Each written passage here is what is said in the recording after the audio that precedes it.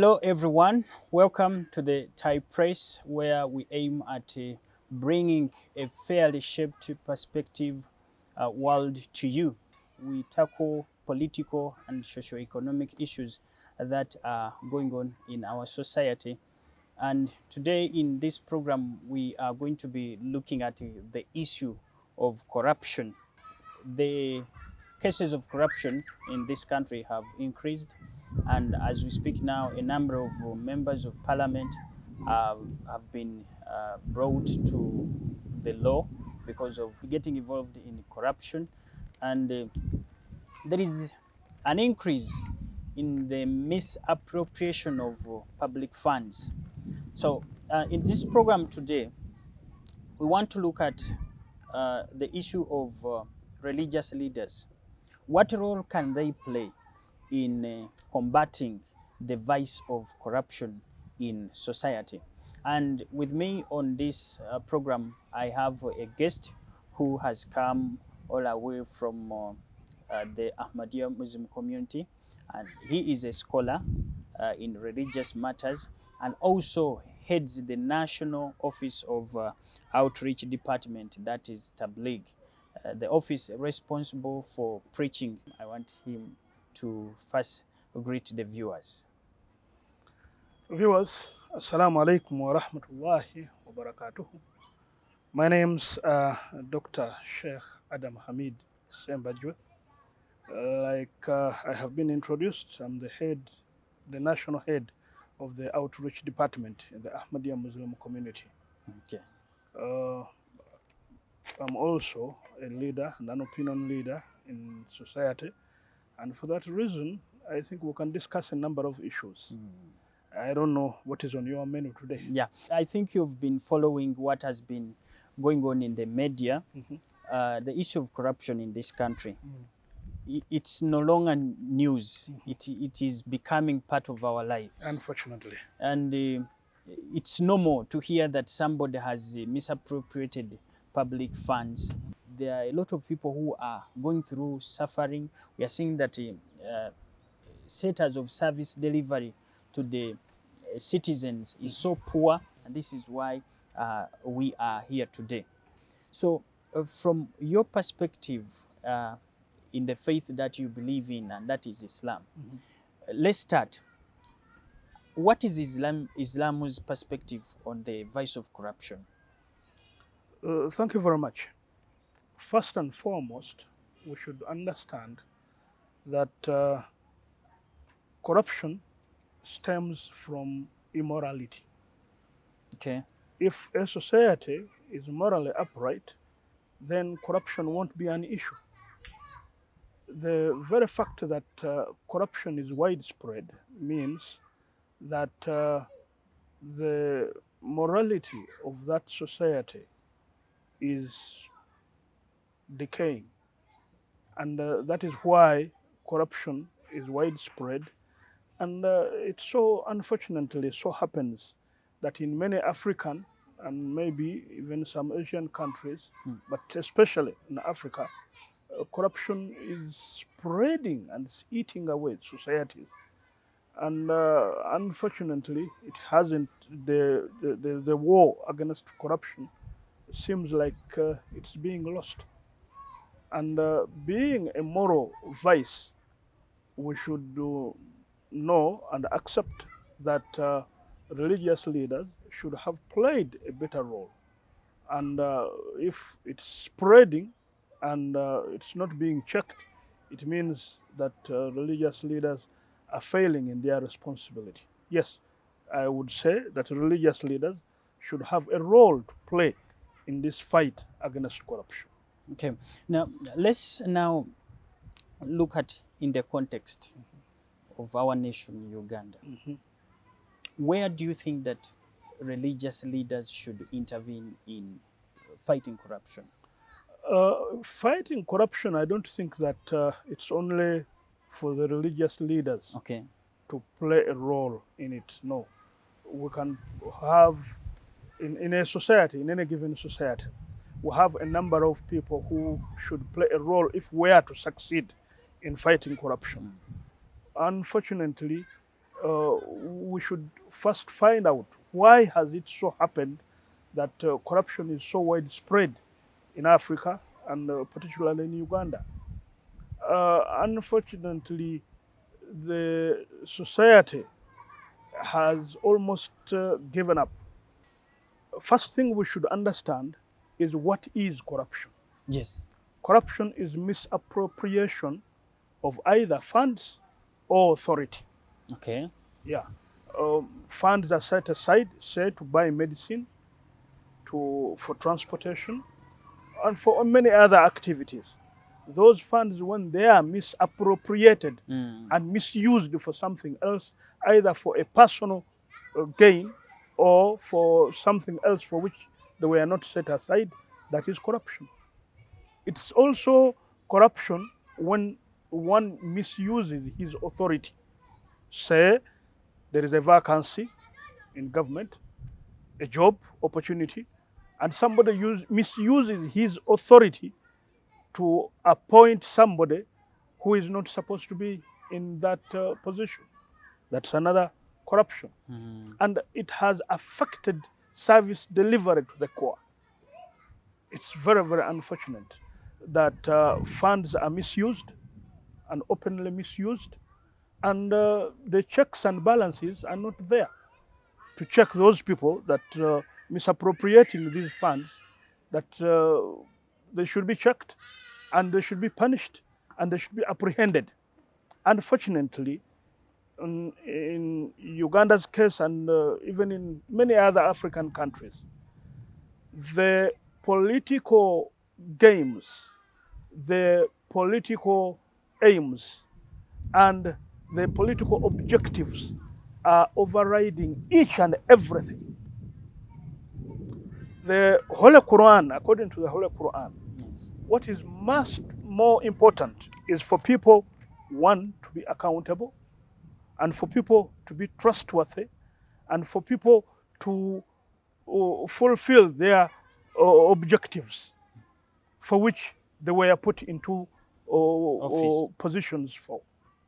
Say, if somebody is looking after a hospital and he has to provide medication to the people, and the government buys medicine, funds are provided for running that hospital, that those funds should be used correctly to benefit the citizens. If that is not done and those funds are misappropriated, then it means that that's corruption. Where is the role of the religious person? I think Yes. we should focus Yes. on that. Yeah. Religious people, like I told you right from the very beginning, Yes. that corruption is a form of immorality. Yeah. When people lose their morals and the moral fabric of the country is eaten away, then people become corrupt and they misappropriate funds. People are given positions which they are not supposed to be in, or they don't have the capacity to be in. So the first thing that should be done is to try our level best to build the morality of the nation. Let bad be seen as bad.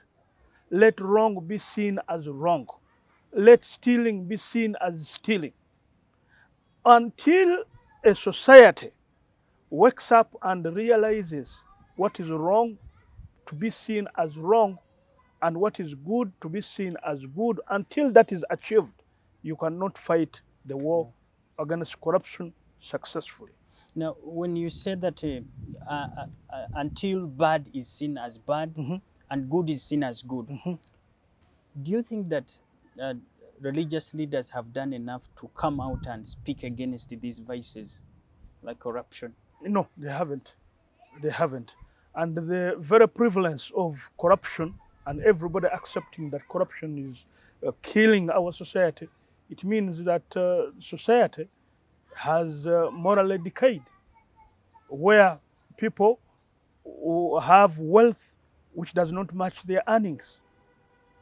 So religious leaders have a responsibility to come out and explain to the public, preach to the public, teach the public that stealing from where you are not supposed to take money or misappropriating funds or national funds, funds of government, even in other departments, which may not be governmental departments, is bad. It's bad. You should come out and speak against it. Now, there is always, a fear, especially when it comes to the issue of the state and religion. Mhm. These are two wheels that run the society. Mhm. Certain times, religious leaders come out to speak against vices. For example, corruption, what we are talking about.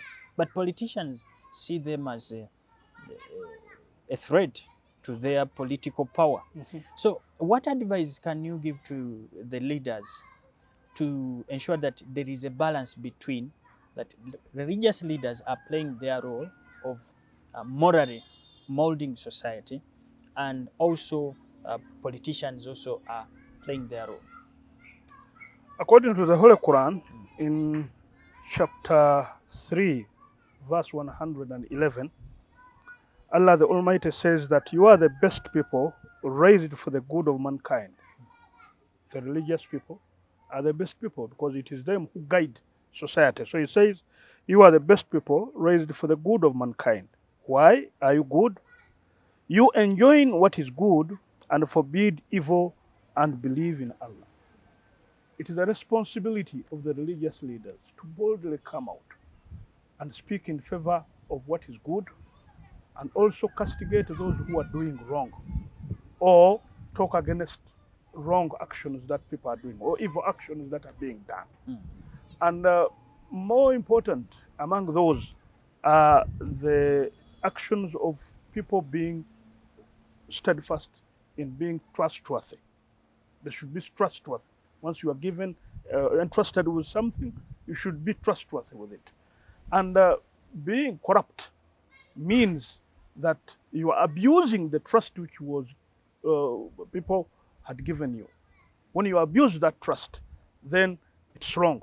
So religious leaders are supposed to come out and speak boldly against it. Unfortunately, many a religious leader look at the benefits which they expect from the politicians, and because of that, they keep quiet. They cannot talk against the wrongs that are being committed by the politicians. When a religious leader keeps quiet and doesn't talk against the wrong that are being done, the corruption, the, the evils that are being done, it means that they are in bed with the politicians and they are one and the same. So, yes, it's true. A true religious leader who is worth the name of being a true religious leader should come out and talk against these vices, these wrongs, or the misappropriation of funds as they are being done, or the corruption for that matter. Otherwise, they lose the purpose for which they are being called religious leaders, be they Christian, be they Muslims, be they belonging to any denomination. One thing is very important, where the responsibility of the religious leaders come in. Mm. For example, in Uganda, our national motto is for God and my country. country, which means that these are religious people. They belong to some church, they go to some mosque, they go to worship somewhere. So there, the religious leader has an opportunity to preach the goodness, be it trustworthiness, be it being sincere, be it being one to be honest. All of these good actions should be preached by the religious leaders. And where they see that there is moral decay, they should come out and point it out. For example, as far as trustworthy is concerned, people should be trustworthy. They should explain to them, because I don't know of any faith which teaches people to be corrupt or not to be trustworthy or to be liars. There's no faith like that, be it Christianity, be it Islam. So it is a responsibility of the religious leaders to come out and speak in favor of honesty, of people being trustworthy. When they do that, and when they see that there is a decay in society, they should come out and point it out, rather than just keeping quiet and following the masses. So when things are being wrongly done, they should come out and speak against it, because their voices are heard out there. But it's unfortunate when religious leaders are also looking to the politicians, who are the corrupt people, to get funds from them. And many a time, there are even corrupt people who are well known that they are corrupt in society. And still these religious leaders come out to bless their functions. You know, they have unlimited funds. They can make, parties, and the religious leaders come up to pray for them and to bless their functions, when everybody knows that those functions are done out of funds which were misappropriated either from government or from any other department. So for the religious leaders, they also have a responsibility, apart from coming out to speak out, Yes. to disassociate from the corrupt, even if they have to pay the high price of not getting offertories or money from those corrupt people. So yes, the religious leader can play a very good role and a positive role in society by speaking out against these vices, and also by disassociating themselves from those people who are corrupt. I want us also to look at the issue of the moral authority to speak against corruption. Because right now, when you look at in the country, in our society generally, even at a global scale, it seems that now there's no one who can point a finger at one another, because it seems that everyone is that, even including some of the religious leaders who have been involved in scandals. What do you say about the religious leaders being role models in terms of fighting corruption in the society? No, religious leaders have got to be the true role models of society. And unfortunately, when a religious leader happens to be involved in corrupt tendencies, they should be castigated themselves even. And they should even excuse themselves from those roles. Because being a religious leader, it's unfortunate when they are also involved in corrupt tendencies. Then it is a responsibility of either the church or the leadership of, say, the Muslims, to disassociate themselves from that religious leader who has been found to be wanting in his behavior, morally speaking. But if they just cover them up, which is happening many a time, unfortunately, then they are also abating the corruption. Then they lose the moral authority to speak against the corrupt people. Otherwise, it's the responsibility of the religious leaders, first and foremost, to show a better example to the society by they themselves being upright, morally upright. If they are not, then they lose the moral authority to speak against the corrupt. But then, unfortunately, corruption stems from greed. Yes. Where people want wealth so much, people become too materialistic. You could expect that of a politician. But unfortunately, even today, unfortunately, many religious leaders, they are themselves as greedy as the politicians, looking at those politicians not to change their behavior, but looking at them as sources of income.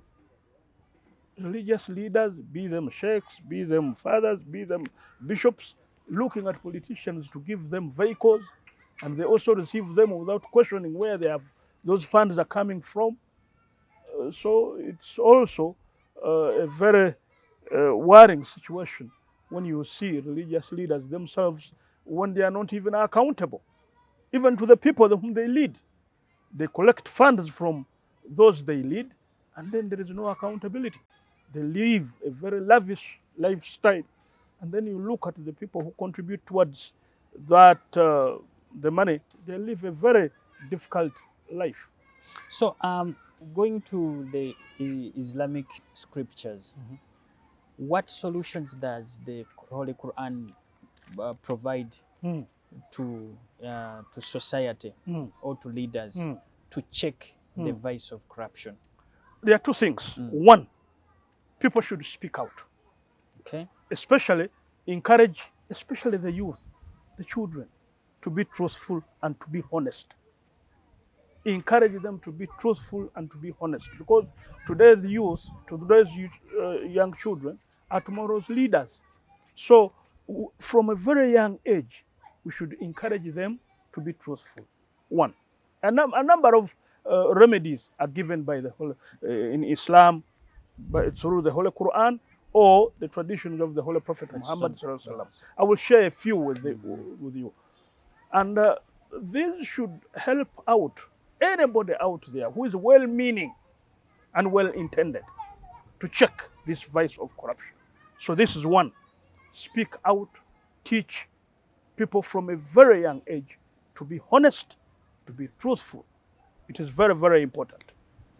And another one, there is a very interesting verse in the Holy Quran, that is in chapter 5, verse 80 of the Holy Quran. It speaks about the children of Israel. Okay.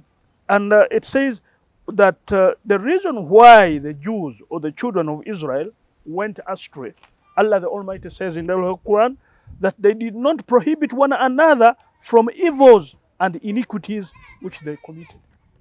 One of the reasons why they went astray is because they used to see their fellow Israelis, Jews, doing things which are wrong, or not being just, or not being honest, and they will say, I'm not the one doing it. He's the one doing it. Let him do it. It doesn't yes, it is that these vices are like a cancer. Once it affects one part of the body, ultimately it will affect the whole body, and then the person will die. So once you see a disease affecting a people, in this case dishonesty or people being corrupt, you should check it immediately. Don't say that it is only happening to them. He's the only one doing it. Come out and speak out against it. It is your responsibility. If you see somebody misappropriating funds for building a road, constructing a road, or for medicine, or for a bed in the hospital, you may say, I'm not going into that school. The funds for that school are being misappropriated. My children are going to another school. No, no. You may say that someone is misappropriating funds for constructing a road.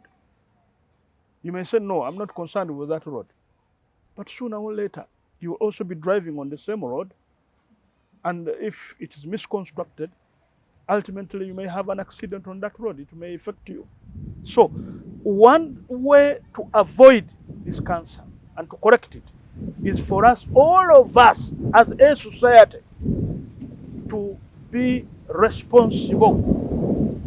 When you see somebody who is corrupt, speak out against it.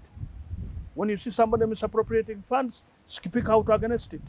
And make sure that that person is apprehended and those funds are used for the right reason for which they were put aside. So turning a blind eye towards evils makes them to spread out. That kind of negative attitude has caused these vices like corruption to spread, because some people are thinking that I'm not concerned. No, you are concerned.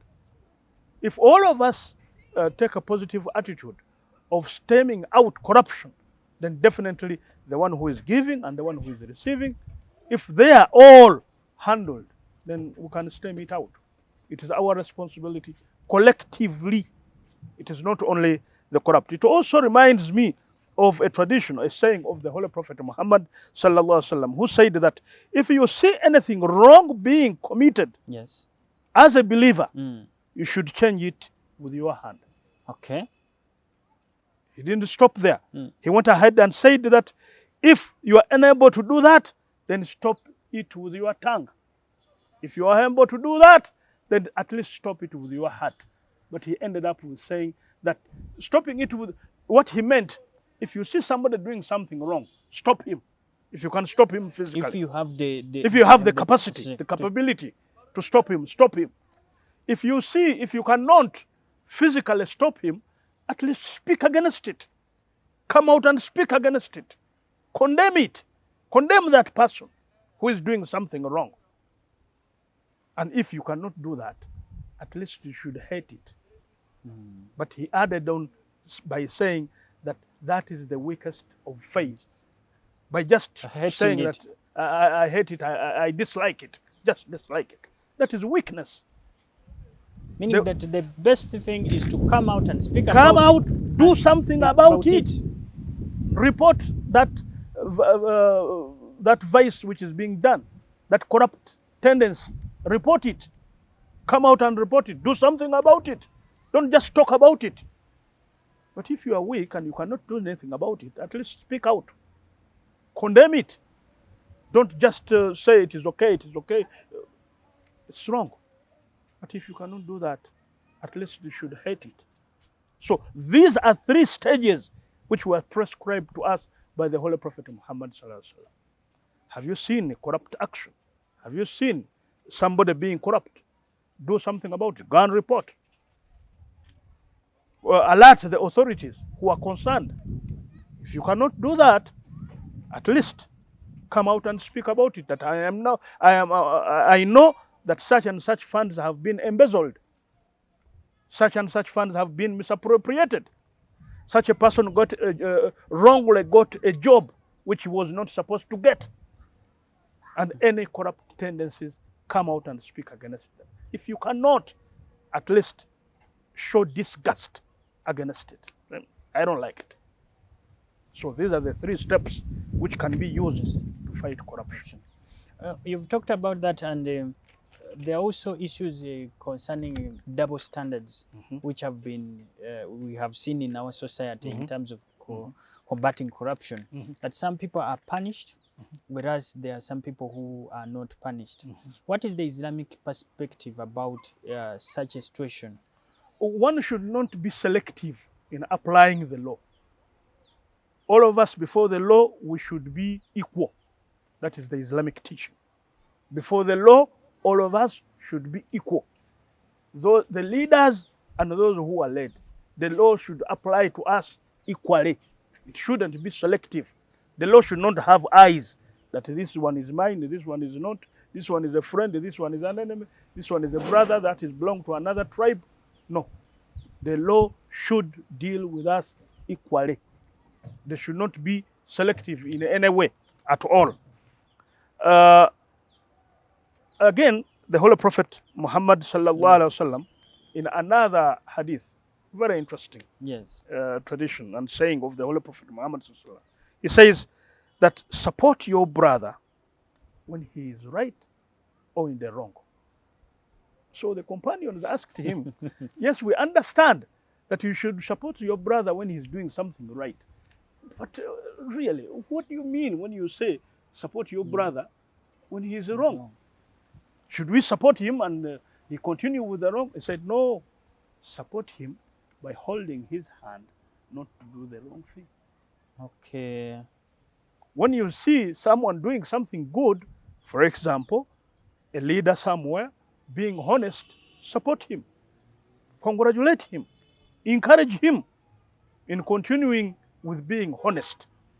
Support him when he is honest, when he is trustworthy, when he is fulfilling his responsibilities well. Support him, encourage him. But when you see him that he is taking the wrong side, stop him. Then you will be a true brother. When you turn a blind eye, then you are his enemy. Help him by stopping his hand. That is what he meant by saying support him even if he is in the wrong. In the wrong, how do you support him? By stopping him to continue in that wrong path. So, according to Islam, our responsibility is wherever you see anybody going in the wrong, please stop him. Okay. Now, do you think that there is something which our families, being the nuclear of society, is not doing enough? Can corruption and the family institution, is there any connection? Yeah, there is quite a lot of connection. All morality begins at home. All the leaders you see out there, all the people you see out there, all the religious leaders you see out there, all the politicians you see out there, they grew in some home. If we want to correct society, the best place to do that is in the home. Try to inculcate good behaviors in the home, behaviors of honesty. trustworthiness, being straightforward, being of a good character. I talked about it, that even when we bring up our children, let us bring them up knowing and encouraging them to be honest from a very young age. Don't allow him to just go and pick an apple and eat it without asking. Say, no, you're not allowed.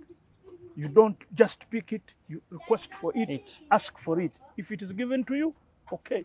If it is not given to you, leave it. Use, take as much as you are given. Encourage them not to be that, even if you want something, you may want to take a piece of bread, don't take one which is not yours. Teach, inculcate these good morals in our children from a very young age. Unfortunately, many a time, children are not given the best of examples in their homes, because children have a tendency to copy from the elders, especially the parents, the father, the mother, and the older children. Give the best example to your children. But you yourself as a father, to be honest, to be sincere. When you tell your child, I'm going to bring you a biscuit, bring it. When you don't bring it, apologize. I promised to bring you a biscuit. I could not. Please forgive me. The child will grow up knowing that, yes, when you say something, you should be truthful. If you do that from a very young age, then you will be bringing up tomorrow's leaders who will be honest, who will be trustworthy. Okay. So it's from the home that we should inculcate these good behaviors in our children. Then we can expect to have the leaders that we desire in the future. Okay. Without inculcating these morals in our homes, you don't expect to get the good leaders tomorrow. They should be religious, not in name. That is Muhammad as a Muslim, or is Joseph as a Christian or a Catholic. It's not enough. It's not the name. It is the character, it is the behavior which should be inculcated right from our homes. From there, then we can expect to have righteous, God-fearing, honest leaders of tomorrow. Okay. Maybe as we come to the end of the program, we have seen that the president recent has been very tough, and he has said that he has opened a war on corruption. And anyone who will come in his target, that one will face it rough. And previously, he has been calling upon religious leaders to step in and fight corruption. In your view, do you see us winning the battle against corruption? Unfortunately, I'm not totally convinced. I don't want to think that this war can be won by an individual, even if it is the president. We have to fight this war at all levels. There are departments which are responsible for this. They should come out and act. We should see them cracking the whip. The police, the IGG, all of them, even the parliament, even government, all of them should come up together and weed out this vice of corruption. It shouldn't be only one person. Another very important thing, which I think has also contributed quite a lot to where we have reached as far as corruption is concerned, is political corruption. I know Uganda, like many other countries, is a democratic country, which means that we have regular elections. But when we have regular elections, because it's through these elections that we get these leaders, it is these leaders about whom we are complaining that they are corrupt. But how do we get there? People bribe their way to getting votes. So one of the most important things that we should look out for is to make sure that we have free and fair elections. Because it is free and fair elections that will deliver sincere and honest leaders. Elections which are sham will definitely give us dishonest leaders. So that is where we should also look at, to see that how do we get our leaders If the means through which these leaders become leaders are wrong, bad, and dishonest, then we'll also get dishonest leaders. Let us be sincere to ourselves as a society. If we want to weed out this vice of corruption, we should critically check the means through which we get our leaders. So there are quite a number of things that we should do. We should come out and speak out. We should teach our children to be honest and trustworthy.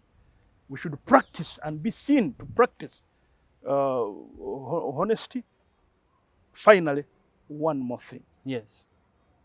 We should make corruption a very risky venture.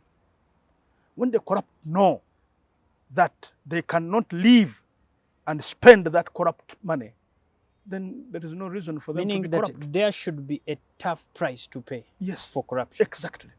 Unless you make corruption to be a risky venture, you cannot stem it out. When people who are corrupt today are seen to be living lavish lifestyles, then people also will wish to... Actually, you've even talked about that. We have seen that even officials who have been involved in corruption, when they are arrested by the law enforcement agencies, their supporters from their constituencies come to fight for them. That is where I say that the prevalence of corruption in our society is depictive of the decay in our moral fabric, where even you see people who are corrupt, who have wealth which everybody can see and know and understand that this money must have been got from corruption. So much amount of money. And still people worship them, people respect them, and they are honorables in society.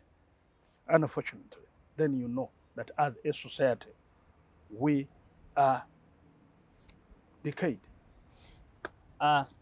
Shesab, your concluding remarks as yes, you wonder. My concluding remarks is we should be God-fearing people.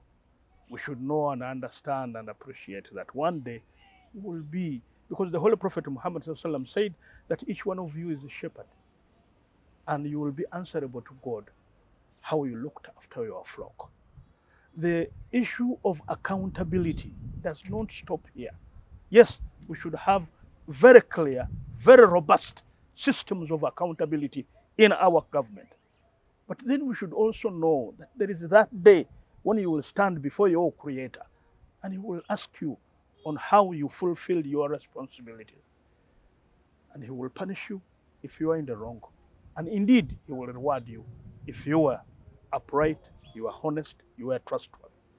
If we are not living a life of double standards, where we say we are religious people for God and my country, and then after that we just misbehave as we like, then we think that there is no accountability. There is that day of accountability, that day of reckoning. If everybody has that fear of God in his heart, a Muslim, a Christian, a Saudi, whatever religion you belong to, if you know that there is God who will check on you, who is keeping his eye on you, who knows whatever you have done, then you should try to avoid that. If we do that, then we can build a nation which can prosper. If we don't check this decay in our society, then there is no development for our society. Then we will miss out on the development that we all desire. We can only achieve it if we all play our role by being honest to our country, by being upright, and by behaving as God-fearing people. Thank you. Thank you very much, Shesab, for that insightful discussion, and I'm sure people will really benefit from this discussion. Thank you very much. I have been with Sheikh Adam Hamid Sembajwe, who is the National Secretary, the Outreach Department, and also a scholar of Jamaat Ahmadiyya and an opinion leader who follows issues of national importance. Now, we meet again in another program. Please keep watching Thai Press, subscribe, like, share, and we also want your feedback. Please go down in the comment box. You can ask a question. You can also share your views about corruption in Uganda. How can we win this battle against corruption, and what role should religious leaders play in combating corruption? I remain as Nahoho Rashid Matselele. We meet again. Bye bye.